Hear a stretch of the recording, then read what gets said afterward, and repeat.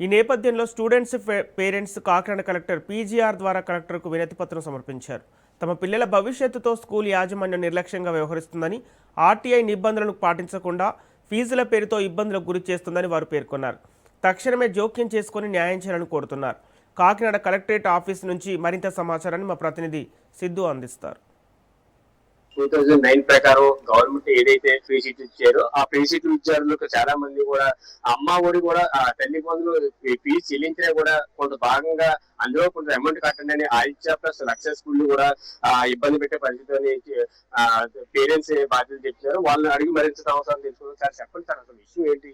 మా పిల్లల్ని government rule ప్రకారంగా ఏదైతే వచ్చిందో సీట్ అవకాశం దాన్ని బట్టి మేము స్కూల్లో జాయిన్ చేయడం జరిగింది. ఆర్టీ 12 Act లో ఏదైతే వచ్చిందో దాని ప్రకారం జాయిన్ చేయడం జరిగింది. అయితే జాయిన్ చేయి ఇప్పుడు 3 years అయినా సరే ప్రతి సంవత్సరం మమ్మల్ని ఏదో విధంగా ఇబ్బంది పెడతానే ఉంటున్నారు. ఆ తోటి పిల్లలతో ఇచ్చే ఎడ్యుకేషన్ అయితే మాకు ఇవ్వమని చెప్తున్నారు. గవర్నమెంట్ నుంచి ఏదైతే ఫీజు అయితే ఏ సెక్షన్ వైజ్ గా ఏ కేటగిరీ వైజ్ గా కావాలో తల్లికి 100 పేరు చెప్పి ఆ స్కూల్ మేనేజ్మెంట్ చేయడం జరుగుతుందండి.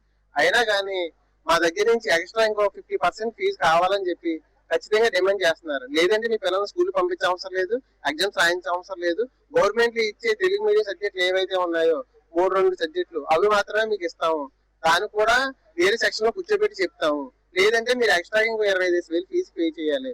లేదంటే మీ పిల్లలు మీరు తీసుకెళ్లిపోవచ్చు అని మేనేజ్మెంట్ చాలా కఠినంగా మాట్లాడుతుందండి. ఇప్పటికీ మేము బుక్స్ తీసుకోవడానికి స్కూల్ దగ్గరికి వెళ్తుంటే మీరు రావాల్సిన లేదు, మేము పైన మాట్లాడుతున్నాం, మీరు కట్టగలిగితే 20,000 కట్టండి. అదే సార్ మీ తల్లికి 100 పడింది కదండి, ఆ డబ్బులు తీసుకునే కదా మేము బుక్స్ ఇవన్నీ మేము కొనుక్కుంటాం మేనేజ్మెంట్ కోట కాకుండా అని చెప్తున్నా సరే మేనేజ్మెంట్ ఏం పట్టించుకోవట్లేదండి. మాకు ఎక్స్ట్రాగా ఇంకో 25,000 30,000 కడితేనే కానీ మిమ్మల్ని పిల్లల్ని స్కూల్కి రానివ్వం, మీకు బుక్స్ ఇవ్వం అనే విధాలుగా ఇబ్బంది అయితే గురి చేస్తున్నారండి. ఆర్టీ 12 Act పొందినా సరే మేమే కాదు, ఆదిత్య మేనేజ్మెంట్ లో ఏదైతే స్కూల్లో ఉన్నారో జానతపురం కానీ శ్రీనగర్ కానీ ఏదైతే మాట్లాడు కానీ ప్రతి ఒక్క చోట కూడా ఈ ఇబ్బంది ముఖ్యంగా ఆదిత్య స్కూల్ నుంచి అయితే జరగడం జరుగుతుంది.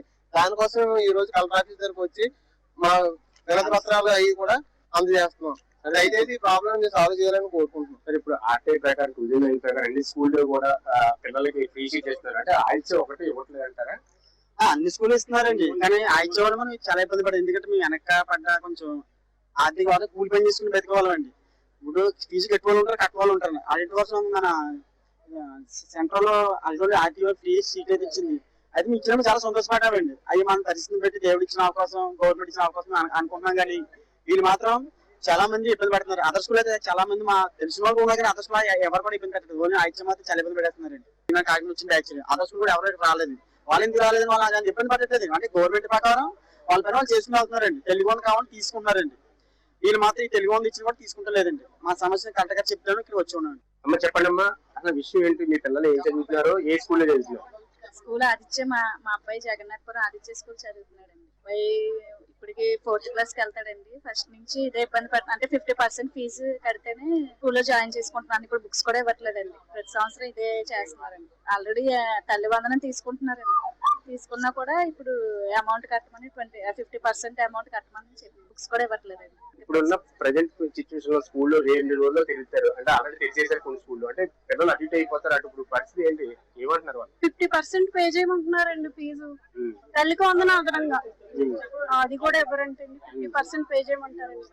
మామూలుగా జాయిన్ చేసుకున్న వాళ్ళకి 40,000 అండి. నాకు 50% పే చేయమంటున్నారు. తల్లికి వందనం కూడా తీసుకుంటారంట. వాళ్ళకి ఇంకా 85 లాస్ వస్తుందని మాకు చెప్తున్నారండి. మనకి వాళ్ళకి మాకు తేడా ఏముందండి? 7,000 తేడా ఉందండి అంతేండి. ఆర్టీ పెట్టుకున్నందుకు లేని వాళ్ళు అనే కదండి ఆర్టీని ఆశించి చేసుకున్నాం. ఉన్నత చదువులు ఇస్తారు పిల్లలకి అనేసి. అయినా సరే మాకు ఏమీ ఇందులో లాభం ఏమి లేదండి చేర్చుకున్నందుకు. ఇంకో తిరుగుతున్నాం అండి, అటు ఇటు తిరుగుతున్నాం అండి. ఎక్కడికి వెళ్ళమంటే అక్కడికి వెళ్తున్నాం అండి. లాస్ట్ ఇయర్ కూడా జాయిన్ చేసుకున్నప్పుడు కూడా ఇలాగే చాలా ఇబ్బంది పెట్టారండి. అది ఏదైతే 2009 ప్రకారం ఆర్టీఐ ప్రకారం ఫ్రీ సీట్లు ఏదైతే ఉన్నాయో ఆ ఫ్రీ సీట్లు మాకు కేటాయించే పరిస్థితిలో కూడా వాళ్ళు ఆ తల్లి రోజులు ఎవరికి ఏ విద్యార్థికి ఆ విద్యార్థికి అకౌంట్ లో పడినా కూడా మాకు మళ్ళీ 50% ఎక్స్ట్రా కట్టాలని అయితే స్కూల్ యాజమాన్యం అయితే డిమాండ్ చేస్తుంది. పిల్లలు మాకు రెక్కాడితే కానీ తొక్కాడిన పరిస్థితులు అయితే ఇలాంటి ఫ్రీ సీట్లే పెట్టుకోవడం కాబట్టి మాకు ఇలాంటి విషయాల్లో కూడా మమ్మల్ని స్కూల్ చదువు విషయంలో కూడా విద్యార్థులు అయితే యాజమాన్యం అయితే ఇబ్బంది పడతారని చెప్తారు. ఏదైనప్పటికీ కూడా విద్యార్థులు భవిష్యత్తుని దృష్టిలో పెట్టుకుని కలెక్టర్ గారు చర్యలు తీసుకుంటారని మేము పీజీఆర్కి వచ్చామని మరింత కొంతమంది చెప్తారు. ఇది మొత్తమే కాకినాడ ఆఫీస్ జిల్లా ఆఫీస్ ఉంది. కర్ణాటకతో సిద్ధు రాజేష్.